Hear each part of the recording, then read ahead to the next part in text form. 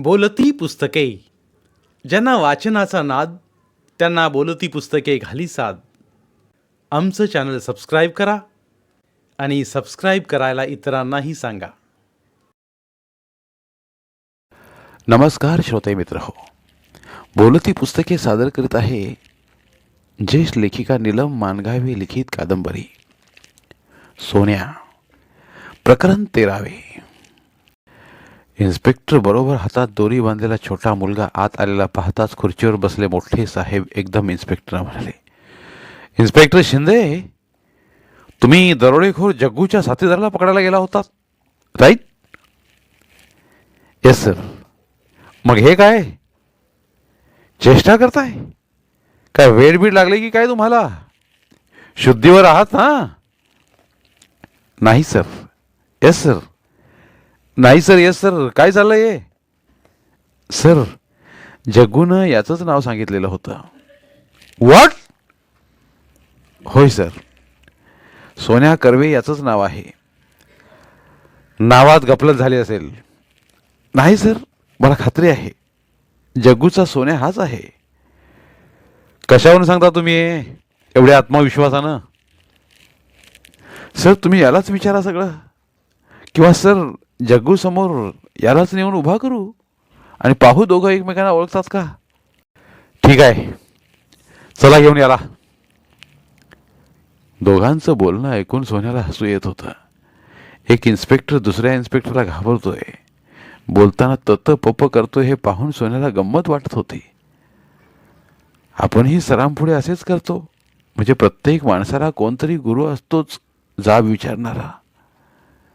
सोन्या खुदकन हसला.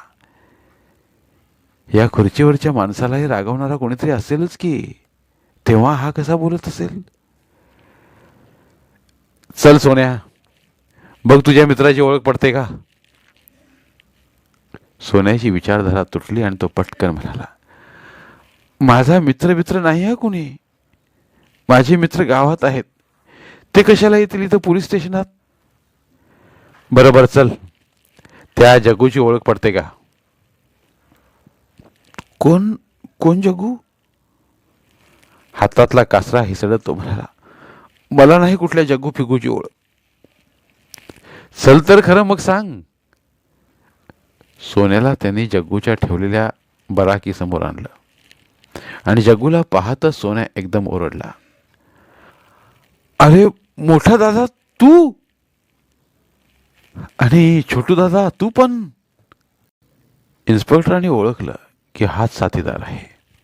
हाच तो सोन्या ज्याचं नाव जग्गूनं आपल्याबरोबर घेतलं होतं आणि आपण मात्र सोन्याच्या बालरूपाला फसलो होतो. एवढासा मुलगा दरोडा घालील कसा म्हणून सोन्याच्या बाजूने विचार करत होतो आपण. शेवटी कुणाचं काही सांगता येत नाही हेच खरं, पण काही झालं तरी सोन्याचा विचार त्यांना नजरेआड करता येत नव्हता. या वयात त्याचा या दरोडेखोरांशी संबंध आलाच कसा? सोन्याला त्यांनी आपल्यात सामावून घेतलं कसं? आणि मुख्य म्हणजे सोन्या तयार झालाच कसा?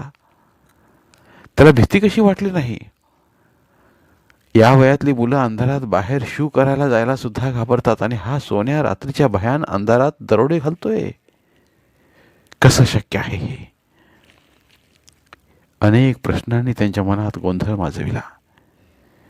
पण सोन्याकडून आता सगळी माहिती समजेलच असा विचार करून त्याने मनातला गोंधळ पुढ्यातील फाईल बाजूला सारावी इतक्या सहजपणे बाजूला सारला. सोन्या बराकी समोर जाऊन जग्गूशी बोलण्यात गुंतला होता. आपल्या जुन्या मित्राशी बोलावं तसा तो त्याच्याशी गप्पा मारत होता. हे पाहताच इन्स्पेक्टरना आश्चर्य वाटलं आणि ते म्हणाले, काय सोन्या, मित्रांची ओळख पटली वाटतं? होय, पाठीमागं वळून तो म्हणाला, पण ते माझे मित्र नव्हत. मग कोण? तुझे दादा आहेत वाटतं. मी त्यांना दादा म्हणतो, पण ते काही माझे दादा नाहीत. आणि काय हो, सगळी मुलं तुम्हाला पोलीस मामा म्हणतात, म्हणून काय तुम्ही सगळ्यांचे मामा आहात? ओठावर आले हसू सावरीत, हां चला आता, इन्स्पेक्टर म्हणता सोन्या वळला तसे सगळे पुन्हा ऑफिसात आले. येता येता इन्स्पेक्टर शिंदे त्याच्या कानाशी कुजबुजले, आता मोठे साहेब जे विचारतील ते खरं खरं सांगायचं हं? ऑफिसात येता स्वतःच्या खुर्चीवर बसत त्यांनी सोन्याला पुढच्या खुर्चीवर बसायला सांगितलं. पकडून आणलेल्या गुन्हेगाराला असा मान प्रथमच मिळत असावा, पण सोन्या घाबरू नये म्हणूनच त्यांनी त्याला खुर्चीवर बसायला सांगितलं. हे इन्स्पेक्टर शिंदेनी लगेच ओळखलं. पटेल, या पोराला हवं असेल तर पाणी प्यायला द्या. आणि सोन्याला आपला घसा सुकल्याची, आपल्याला तहान लागल्याची पहिल्यांदाच जाणीव झाली. गावात पोलिसांना चुकवण्यासाठी केलेल्या पळापळीनंतर तो खरंच दमला होता. घरात लपायला गेल्यानंतर पाणी पिण्यासाठी त्याने तांब्याला हातही घातला होता, पण आता पोलीस पाणी पाजवतात, जा इथं कशाला पाणी पितोस, म्हणून त्याच्या वडिलांनी त्याच्या हातातला तांब्या हिसकावून घेऊन त्याच्या पोलिसांच्या हवाली केला होता. क्षणभरात सगळ्या गोष्टी त्याच्या नजरेसमोरून गेल्या आणि सुकल्या ओठावरून त्याने आपली जीभ फिरवली. पोलिसाने पाण्याचा ग्लास समोर धरता झडप घातल्यासारखा ग्लास घेऊन तो त्याने एका दमात रिकामा केला. आणखी पाणी हवं? नको. या अर्थी सोन्याने मान हलवली. इन्स्पेक्टर म्हणाले, हा सोन्या बाळ, आता आम्ही विचारलेल्या प्रश्नांची खरी खरी उत्तर द्यायची, अगदी काहीही न लपविता. लपवायचं काय कारण मला? तुम्ही मला विचारा काय विचारायचं आहे ते, मी सगळं खरं सांगतो. हा, तसा तू शहाणा आहेस, फक्त तुझा शहाणपणा दुसरीकडे चालतोय. तुम्हाला कसं काय माहीत? काय की माझा शहाणपणा दुसरीकडे चालतोय ते? आमचे माने सर सुद्धा मला नेहमी असंच म्हणतात, गाढवा, तुला देवानं डोकं दिलंय, पण त्याचा वापर भलत्या ठिकाणी करतोस. सोन्याच्या डोळ्यांसमोर माने सरांसह त्याचा वर्ग उभा राहिला. एकदा सरांनी वर्गात 26 जानेवारी जवळ आली होती म्हणजे झेंडावंदन या विषयावर चित्र काढायला सांगितलं होतं. मुलांनी काढलेली चित्र पाहत सर सोन्याजवळ आले. सोन्याने आपली वही त्यांच्या हातात दिली. सोन्याने काढलेली चित्र पाहता सरांना भोवळ यायची वेळ आली. सोन्याने झेंडा काढला होता खरा, पण त्या झेंड्यावर त्याने अनेक माकडांना बसवले होते आणि खाली राहून वर मन केलेल्या 5-6 कुत्र्यांना त्याने भुंकायला लावले होते. सोन्याचे चित्र पाहता सरांना राग तर आलाच, पण त्यांचे कुतूहलही जागृत झाले. सोन्याने असे चित्र का बरे काढावे?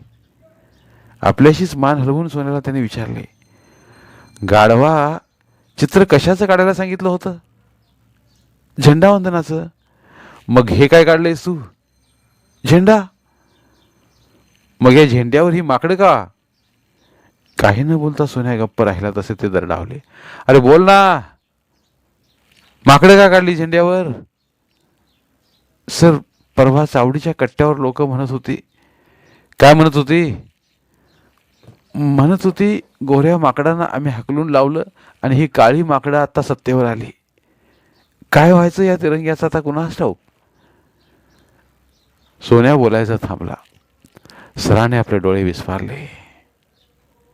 क्षणभर त्यांना काय बोलावं समजलंच नाही, पण स्वतःला सावरून ते सोन्याला सावकाश म्हणाले,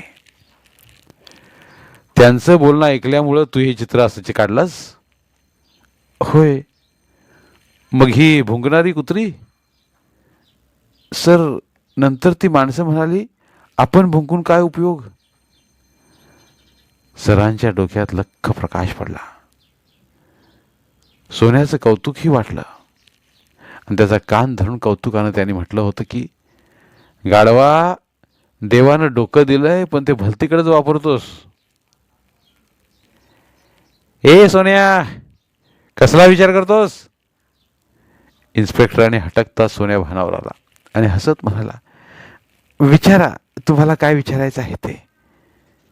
नागेश माझी वाट पाहत असेल. संध्याकाळी आमचं पतंग उडवायचं ठरलं होतं.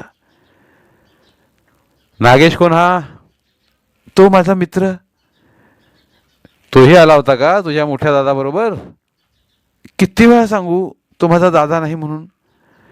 बरं बाबा, चुकलं. त्याची आणि दादाची ओळख आहे? नाही, त्याचा आणि दादाचा काहीच संबंध नाही. मग तुझा तेवढाच आहे तर? होय. आता मला सांग. सोन्याच्या चेहऱ्याकडे सावधपणे पाहत इन्स्पेक्टर म्हणाले, त्या छोटू दादा मोठू दादा बरोबर तू चोरी करायला गेला होतास? होय, सोन्या सहजपणे म्हणाला. जणू काही त्याला म्हणायचं होतं, होय गेलो होतो, त्यात काय झालं? गुड, इन्स्पेक्टर म्हणतात. म्हणजे मी चांगलं केलं ना? गुडचा अर्थ लावून सोन्या गडबडनं म्हणाला, उगाच लोक चोरू केल्यावर मला बोलतात, रागावतात आणि मारतातही. अरे चोरी केल्यावर मारणारच, म्हणजे तुम्ही पण मारणार? चोरी वाईट असते? नाहीतर काय चांगली असते? मग गुड का म्हणालात? हो, इन्स्पेक्टरांनी डोक्याला हात लावला. सोन्याला समजलं नाही की ही माणसं एकदा एक असं का बोलतात. बरं बरं, स्वतःशीच हसत ते पुढे म्हणाले, तुम्हाला सांगशील का की चोरी कुठं कुठं केली ती? हो, सांगलीला, जयसिंगपूरला, कोल्हापूरला आणि आणि हा सांग, आणि कुठं?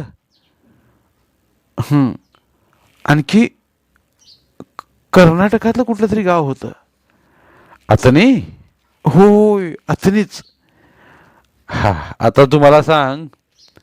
उठून सोन्याजवळ जाऊन त्याच्या पाठीवरून हात फिरवून ते म्हणाले, तुझी आणि जग्गूची ओळख कुठं आणि कशी झाली? सोन्याचे डोळे भूतकाळात हरवले. सांग, आठवून सांग. कुठं भेटले ते तुला?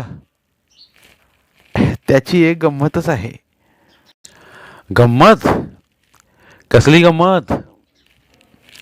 सोन्याच्या डोळ्यासमोर संजू मामाच्या गावची जत्रा उभी राहिली. जत्रेत हरवलेल्या डोळ्यांनी तो सांगू लागला, मला आणि सुन्याला. हा सुन्या कोण? ठेच लागल्यासारखा चेहरा करून सोन्या म्हणाला, माझा छोटा भाऊ. बरं सांग पुढं. आईस्क्रीमची कांडी आणण्यासाठी एखादा मुलगा पळावा आणि ठेच लागून फुटलेल्या अंगठ्याकडे दुर्लक्ष करून आईस्क्रीमच्या थंडाव्यासाठी तो तसाच धावावा. तसा सोन्या पुन्हा जत्रेच्या आठवणीकडे आशाळभूतपणे पाहत सांगू लागला, मला आणि सुन्याला जत्रेच्या आधीच 2 दिवस संजू मामानं आपल्या गावी नेलं. मामाचं गाव खूप मोठा. जत्रा तर अशी भरते की वाट चुकून हरवलेला मुलगा काही परत सापडायचा नाही. तर एवढ्या मोठ्या जत्रेसाठी गेल्यामुळे आम्ही भलतेच खुश होतो. मामाची आई म्हणजे सुन्याची आजी खूप माया करायची. मामाची बायको विमल मामी ही भारीच माया करायची. आमची नुसती चंगळ होती. जत्रेत खर्च करण्यासाठी मामा पैसे पण सारखा द्यायचा, त्यामुळे मला अगदीच आनंद झाला होता. मामाने पैसे द्यावेत, ते जत्रेत खर्च होताच पुन्हा येऊन मामाकडे पैसे मागावेत आणि मामाने पुन्हा द्यावेत, असेच सारखे चालले होते. घर ते जत्रा, जत्रा ते घर, माझी सारखी पळापळी सुरू झाली होती. माझे सगळे पैसे आईस्क्रीम खाण्यात आणि घोड्यावर बसण्यात, पाळण्यात बसण्यातच खर्च होत होते. पाळणा खाली येताना वर जाताना पोटात खड्डा पडायचा आणि असा खड्डा पडताना मला भीती वाटायची आणि त्या भीतीची गंमतही वाटायची. एकदा मी बसला पाळणा बराच वेळ वरतीच राहिला. वरून सगळी जत्रा मला चित्रासारखी दिसू लागली आणि त्या चित्रातल्या एका गर्दीने माझे लक्ष वेधून घेतलं. एवढी गर्दी का बरी झाली असावी तिथं? पाळणा खाली येईपर्यंत मला दम निघत होता. केव्हा एकदा पाळणा खाली येतो असं मला होऊन गेलं. आणि पाळणा खाली येताच मी ती गर्दी शोधत त्या ठिकाणी गेलो. तर तिथं झटपट मिळवा असं एक मनुष्य ओरडत होता. आत आणण्यात पाहिजे ते मिळवा. गर्दीतून वाट काढत मी आत गेलो. तिथं एका प्लॅस्टिकच्या बुट्टीत घडी केलेल्या बुट्टीवर चिठ्ठ्या होत्या. 8 आणे देऊन एक चिठ्ठी उचलायची आणि चिठ्ठीत लिहिलेल्या नंबराची वस्तू आपण घ्यायची. वही, पेन, पेन्सिल, कुळकुळा, शिट्टी, खोडरबर, भिंगरी, खेळण्यातल्या गाड्या, टेबल फॅन वगैरे सारख्या अनेक वस्तू तिथं होत्या. त्या वस्तूवर नंबराची चिठ्ठी लावलेली होती. 50 पैशात त्यापैकी कुठलीही वस्तू मिळायची आशा होती. पण माझी नजर तिथल्या एका खेळण्यातल्याच पण मोठ्या सहज बसता येण्यासारख्या जीपवर खेळून राहिली. त्या जीपवर 209 हा आकडा लिहिलेला होता. मला ती जीप हवी होती. मी 8 आणे देऊन एक चिठ्ठी उचलली आणि मला 10 पैशांच्या चॉकलेटची चिठ्ठी लागली. मी पुन्हा चिठ्ठी उचलली आणि 25 पैशांचा खोड रबर मिळाला. मी पुन्हा चिठ्ठ्या उचलल्या आणि मला प्रत्येक वेळी 10-15 पैशांच्या वस्तू मिळू लागल्या. पैसे संपताच मी घरी गेलो. पुन्हा पैसे घेऊन त्याच ठिकाणी आलो. चिठ्ठ्या उचलू लागलो. जीप काही मिळत नव्हती आणि माझा पाय उचलत नव्हता. काय करावं, जीप कशी मिळवावी? रवीने ताक घुसळल्यासारखं माझं मन घुसळू लागलं. काही करून जीप मिळवायलाच हवी, माझ्या मनानं निश्चय केला आणि मी एक गंमत केली. तसल्याच कागदावर तसल्याच शाईने तसल्याच अक्षरात मी 209 हा आकडा लिहिला आणि बुट्टीत हात घालून माझाच कागद काढून त्या माणसाच्या हातात दिला. बघा, पोरानं नशीब काढलं. पोराचा नंबर 209 आणि त्याला बक्षीस. जीपकडे नजर जाता तो ब ब ब ब ब जी जी करू लागला आणि मी जीप म्हणून आनंदानं ओरडलो. हुर्र म्हणून मुलांनीही आरडाओरडा केला. तो माणूस घाबरला. कडकडून थंडी वाजल्यासारखा त्याचा चेहरा झाला आणि तो मला म्हणाला, कुठून आणलास हा नंबर? कुठून म्हणजे? इथूनच की. न घाबरता मीही म्हणालो, खोटं, साफ खोटं. खोटं का? आता सगळ्यांच्या समोरूनच मी उचलली की चिठ्ठी. होय की नाही हो मामा? शेजारी उभ्या असल्या माणसाला मी विचारतात, होय आत्ताच काढली त्यानं चिठ्ठी. तो माणूस म्हणता सगळ्यांनी होय होय होय होय म्हणून गजर केला. मग त्या माणसाचं काही चाललं नाही. त्याने ती जीप उचलून मला दिली. जीप घेऊन मी दसऱ्याला सोनं लुटून आणल्यासारखा मामाच्या घरात गेलो. सगळ्यांनी माझं कौतुक केलं. मला नशीबवान म्हटलं. पण दुसऱ्या दिवशी जाऊन पाहतो तर तो तिथं नव्हताच. त्या ठिकाणी दुसरा खेळणीवाला आपलं दुकान मांडून बसला होता. बिचारा आपल्यामुळे जत्रा निम्म्यात सोडून गेला.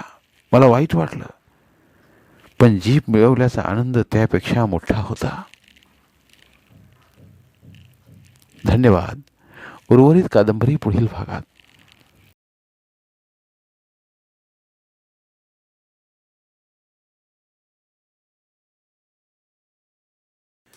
धन्यवाद. प्रिय श्रोते मित्र हो, आपल्यासाठी एक आवाहन. आमच्या चॅनलच्या प्लेलिस्ट विभागात तुमच्यासाठी शेकडो कादंबऱ्यांचे ऑडिओ बुक्स उपलब्ध आहेत. तिथे प्रत्येक कादंबरीचे सर्व भाग एकत्रित मिळतील. त्यामुळे सध्या सुरू असलेल्या क्रमशः कादंबरीच्या पुढील भागासाठी वाट पाहण्याची गरज नाही. तुमच्या वेळेनुसार तुम्ही संपूर्ण कादंबरी सलगपणे ऐकू शकतात आणि साहित्याचा आस्वाद घेऊ शकता. कृपया आमच्या चॅनलच्या होमपेजवर जाऊन प्लेलिस्ट चेक करा आणि तुमची आवडती कादंबरी निवडा. धन्यवाद.